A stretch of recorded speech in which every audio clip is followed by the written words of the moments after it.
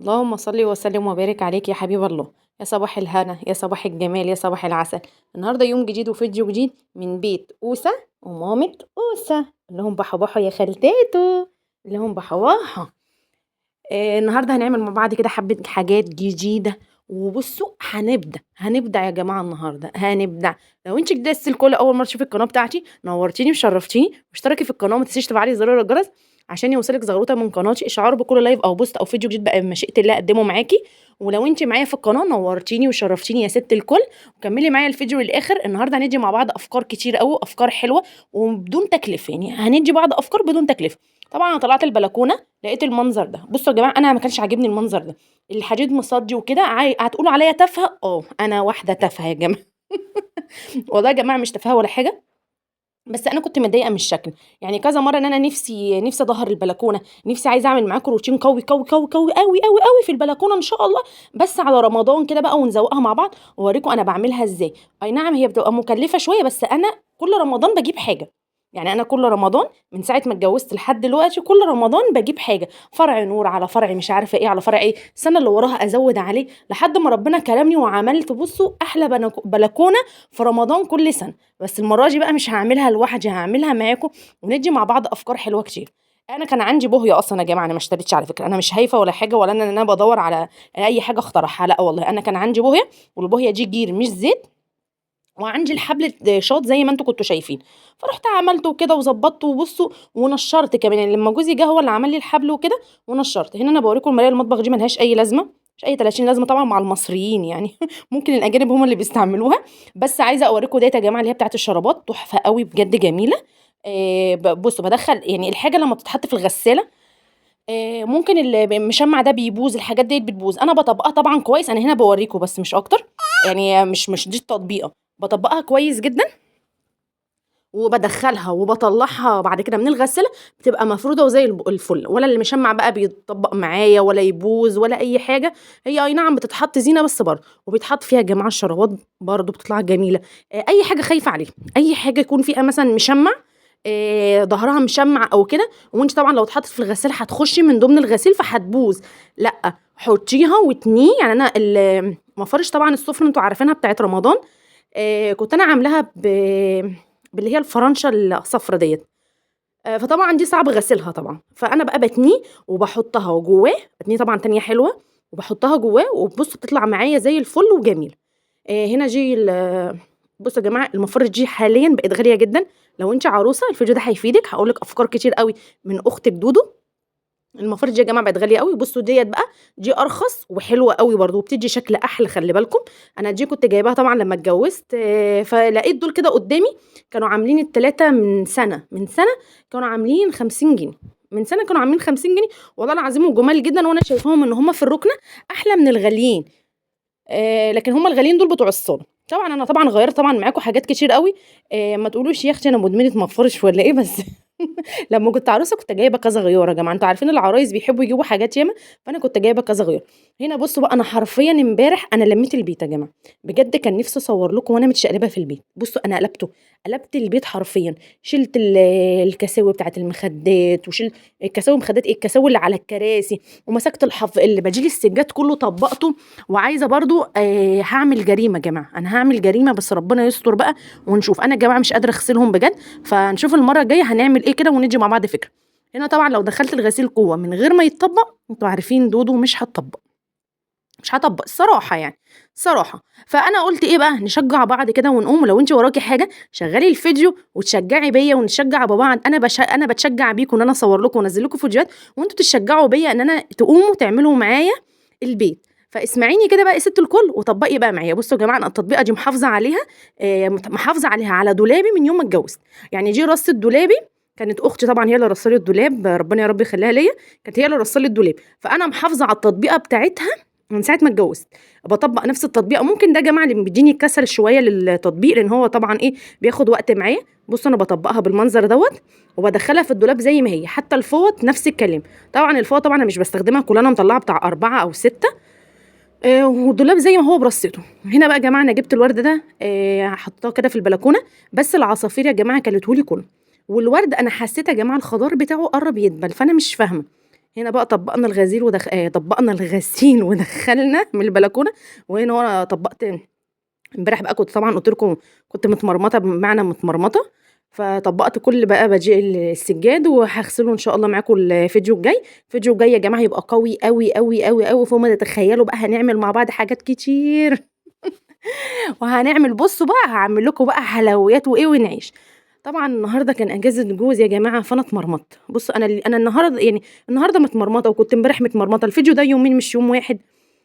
فربنا يا رب يعيننا جميعا مع عيالنا وجوازاتنا وكل حاجه والله العظيم. النهارده هنعمل مع بعض عزبون. طبعا انا منضفه العزبون كويس جدا ونقعاه. هي هنا بقى بعمل خلطه معاكم، وهوريكم بقى ايه الصلصه يا جماعه. بصوا خلت المحشي احمر وطعمه تحفه تحفه تحفه حرفيا. النهارده بقى الواحد قال ايه بقى يدلع جوزه كده يوم اجازته، ويعمل له بقى ايه بقى عزبون بقى كده، ويظبطه بقى وملوخيه وبصوا هظبطه يعني هظبطه بقى مش يوم اجازته. فوالله العظيم يا جماعه ربنا يعيننا جميعا. هنا بقى بصوا يعني بقطع البصل حرفيا وانا بعيط.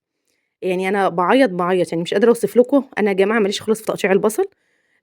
بس اعمل ايه، اعمل ايه اعمل ايه، لازم اقطعه، اعمل ايه طيب. المفروض ان انا كنت بشغل الكبه، بس انتوا عارفين الكسل وحش. فرحت قعدت قطعت البصل كده. ولو انت بتعملي الطريقه دي شبهي كده قولي في الكومنتات انا بعمل شبهك يا دودو. ولو وصلت لحد هنا ست الكل تشتركي في القناه وتفعلي زر الجرس عشان يوصلك زغروطه من قناتي. ان شاء الله ان شاء الله هنقدم مع بعض فيديوهات حلوه كتير وفيديوهات جديده ومختلفه، وتشجعيني ونشجع بعض وندي بعض افكار كده في بيوتنا. لو انت عندك فكره قولي اعملي كذا واعملي كذا، وانا لو عندي فكره طبعا انا مش ببخل عليكم بقولها لكم. احنا هنعمل مع بعض حاجات ياما قوي. رمضان قرب وكل سنه وانتم طيبين، ورمضان خير علينا وعليكم. واحنا اتفقنا مع بعض ان احنا كل شهر هنجيب حاجه ونشيلها. بصوا يا جماعه انا طمعت في الصلصه. كسلت طبعا اطلع طماطم واضربها، فطمعت في كيس وحطيته. بصوا انا حاطه كيلو رز وحطيت كيس بس من الصلصه. بصوا يا جماعه خليتها لي حمرا وتحفه. بس انا طبعا بحبها حمرا قوي لان انا امي بتعمل الصلصه سايله يا جماعه، فاهمين قصدي. فانا مش حباها ان هي تبقى ناشفه. فرحت جيت ايه طلعت كيس تاني كده وحطيته، وعملت له بقى مرقه شوربه كده، هو مرقه كده حلوه كده وحطيتها عليه. بس برضو لقيت ناشفه. انا امي يا جماعه بتحط صلصه كتير، فاهمين يعني صلصه ياما وسايله كده. فبتبقي بصي انا متعوده على كده. المره دي انتوا هتلاحظوا ان هي ناشفه شويه. هنا بصوا عملت مرقه اهي و... وحطيتها هنا. مش عارفه انا بتهيألي كده لسه ما طلعتش الكيس التاني، عشان انا بعد كده هقلب هلاقي نفسي لا انا عايزه كيس تاني وبعد كده هطلع الكيس التاني احط نصه كده. بصوا انا طبعا بقى انا ما حشيتش بقى المحشي، حشيته مع نفسي كده عشان ما اطولش عليكم الفيديو. هنا حشيته لان احنا كلنا طبعا عارفين احنا بنحشي المحشي يعني ازاي، العصبان قصدي ازاي. انا واحده من الناس يا جماعه انا بعمل العصبان بحشيه بطريقه تحفه قوي. وهتضحكوا عليا من هنا لبكره على طريقتي على طريقتي، بس يلا بقى زي ما جابتني. هنا بقى قلت طبعا مش عايزه اسيب بقى مواعين محشي. شغلت طبعا الميه السخنه. طبعا مواعين محشي وحاجات كده لازم الميه السخنه معانا. شغلت بقى الميه السخنه بقى ومسكت الحاجه كده وغسلتها، خليتها زي الفل. عشان طبعا دي لو سبتها تعمل ريحه مش لطيفه. مش لطيفه، واخدين بالكم انتم مش لطيفه ديت مش لطيفه خالص فهغسلهم كده. ولو انت وراكي حاجه يا ست الكل متنسيش تقومي كده تتفرجي عليا. متنسيش تصلي على النبي في الكومنتات. متنسيش تدعي اهل فلسطين واهل غزه، ربنا يا رب معاهم يا رب ويرحمهم يا رب جميعا يا رب يا رب. يقف جنبهم كده ويسترها معاهم ويسترها معانا. ويا رب يرزقنا يا رب من هنا يا رب لحد رمضان. الدنيا غلت يا جماعه. بصوا الطماطم انا كنت جايباها ب5 معاكم. النهارده بقت ب10.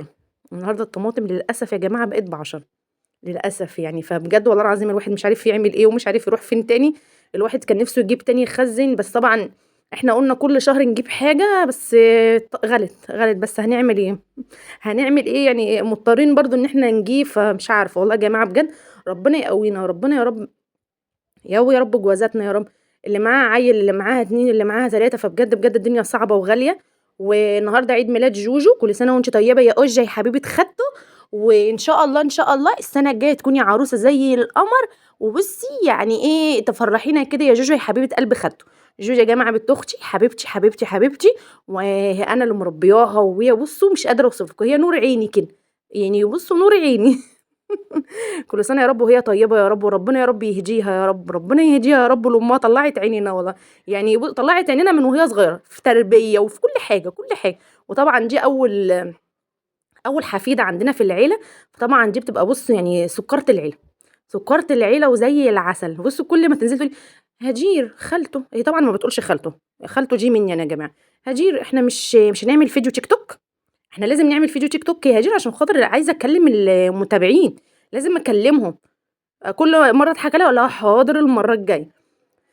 فكل سنه وانت طيبه يا اوجو، يا رب يا حبيبه اب خدته، والسنه الجايه تكوني كبيره وعروسه كده، وتكوني شاطره بقى في المدرسه بقى، وتكوني اشطر، تكوني اشطر من اسراء صاحبتك. عشان هي متغاظه من واحده صاحبتها اسمها اسراء تقول لي شاطره. طب ما انت ذاكري يا اوجو عشان تبقي شاطره يا حبيبتي. هنا بقى يا جماعه انا عملت غليت ميه. طبعا هو العزبان بيغلوا له ميه بس، لا انا بقى غليت له ميه، حطيت عليه حبه شطه بقى، مرقايه، حبه فلفل اسود، حته سمنه، مش عارفه ايه. انا امي يعني امي بتحط الميه وتقول لك هي كده كده بتنزل ايه بقى، بتنزل الحاجه فيها، يعني بتنزل التوابل، بتنزل كل حاجه فيها. بس انا قلت ايه، اعمل تركايه كده من عندي يا ماما بقى سامحيني، فقلت اعمل التركايه دي من عندي. بس كده يا جماعه، هسيبه بقى يستوى. اهم حاجه ان تخليه يستوى جامد قوي، لان انا اول ما اتجوزت طبعا كنت واقعه في خطا، ان انا اول ما الرز يستوى طلعه على طول. فكان العصبان الجلد بتاعته كان بيبقى ناشف قوي، فاتاريني ان انا بسوي رز، لا طب ما انا لازم اسوي العصبان، يعني انت يا دودو كنت لازم تسوي كمان العصبان. فبعد كده ماما قالت لي لا انت كده بتعملي غلط، فلازم تعملي كذا كذا. هنا بقى يا جماعه بصوا، هعمل معاكم احلى تتبيله فراخ تعملي بيها ملوخيه. هنقطع بصلايه طماطمايه، هنحط حبه كركم، حبه فلفل اسود، حبه بودره بصل، حبه بودره ثوم. بصوا كل حاجه طبعا انت ممكن تقطعيها عادي على ايدك، بس انا بحبها في الكبه بتديني طعم حلو قوي، مع فصين توم بقى. بصوا تتبيله تحفه يا جماعه، بجد بجد تحفه والله العظيم. جربيها جربيها ومش هتندمي. يعني انت لو انت بتعملي بالطريقه دي قولي انت بتعملي بالطريقه ديت، بس انا بقول لك انا بعمل بالطريقه دي بجد. جربيها والله العظيم هتقولي لي بجد طريقه تحفه، تخلي ريحه طعم الفراخ تحفه قوي وجميل. طبعا انا غسلت الوركين حلو قوي، خرمته كده يا جماعه بالسكينه كله عشان يخش جوه التتبيله. هوريه لكم دلوقتي. هنا بص انا ضربت ضربه اتنين، انا طبعا مش عايزه انعمها، انا ما بحبش يا جماعه انعم البصل في الكبه، بحس ان هو طعمه مش حلو خالص وبيتعب لي معدتي. هنا بصوا انا طبعا غسلت الفراخ كويس جدا، نقعتها في المحلول بتاعها، بعد كده شطفتها، طلعتها وحطيت فيها التتبيله. طبعا بصوا بقى احط التتبيله من فوق ومن تحت وكله. هشغل النار وهشوحها كده على النار، وهحط بقى البارود في الناحيه التانيه. لازم يتحط، ما دام انا عملت الطريقه ديت لازم اغلي الميه يا جماعه، ما ينفعش تحطوا الميه بارده. لو حطيتوا الميه بارده الفراخ هتبقى معاكوا، مش عايزه اقول لكم يعني الجمله يعني، بس يلا. عشان ايه اللي بيقولك لازم في الفيديو لازم تنقي الالفاظ اللي انت بتقوليها. طب يا جماعه على فكره احنا مصريين وبنقول كده، لو الفراخ حطينا الميه بارده هتبقى زفره، نعمل ايه؟ طب ما هي الكلمه والله هي الكلمه جت. طب هقول لهم ايه طيب يا جماعه؟ اقول لهم إيه؟ انقي طب اقول ايه طيب؟ اقول ايه؟ عشان يا جماعه متابعه ناس فبيقولوا لازم تنقي الجمل اللي انت بتقوليها. طب ما انا هقول لكم ايه غير كده؟ ما هي فعلا الفراخ وانتم مش هتفهموها مني غير كده، احنا مصريين يا جماعه. مصريين. فبصوا يعني ايه، حطيتها كده وهقعد بقى اشوحها يمين وشمال يمين وشمال. بصوا يا جماعه والله العظيم والله هتاخدوا بقى من هنا احلى شوربه ملوخيه، بصوا هتدوقوها في حياتكم. هسيبها بقى على النار، هفضل اشوح فيها. هنا يا جماعه طلعت العصبان اهو. بصوا بقى قعدت اشوح لحد ما ايه، اتظبطت معايا يعني. بص خدت النتيجه اللي انا عايزاها منها، يعني انت سيبيها تتشوح لحد ما تاخدي النتيجه اللي انت عايزاها منها، مش تحطيها كده وخلاص. هنا بقى هنزل الميه السخنه. خدوا بالكم بقى كده من اللقطه دي، شوفوا دودو حسن هتعمل ايه دلوقتي. خدوا بالكم من اللقطه ديت. طبعا كأي ست مصريه اصيله لازم اميل والغطا يقع مني جوه الحله. شلت الحله طبعا برضو زي ست مصريه اصيله. مش هاسيب طبعا التتبيله اللي جوه الكبه، لا حطيت عليها حبه ميه كده اهو، وحط على طول وطفي عليها بقى، وخدي بقى احلى شوربه ملوخيه خضرا يا جماعه بجد. بصوا بقى يا جماعه النور قطع، ما لحقتش احمر معاكم العصبان ولا احمر معاكم الفراخ، فسامحوني والله العظيم. ده انا كنت مطلعه وعامله بقى حاطه حبه خضره بقى، وهزوق لكم بقى واعمل لكم البت ايه، شيف دودو حسن. بس النور قطع يا جماعه وكسفني قوي قدامكم، كسفني قوي قوي. طبعا بعد الموضوع ده كله لازم الواحد يدلع نفسه، وعملت لي واحد قهوه، وعملت لجوزي شاي ضحكت عليه. عملت لي واحد قهوه، ودي يا جماعه الكوبايات دي كنا جايبينها في اسبوع قوس، طبعا قالوا كورونا وما ينفعش كوبايات ومش عارفه ايه، فساعتها جبنا الكوبايات الورق دي. واحلى بقى قهوه تشربيها في البلكونه مع الزرع التحفه اللي العصافير كلته دوت. ولو وصلت لحد هنا يا ست الكل، اشتركي في القناه وفعلي زرار الجرس عشان يوصلك زغروطه من قناتي، واستنوني في فيديو جديد قوي قوي قوي قوي، ومع السلامه.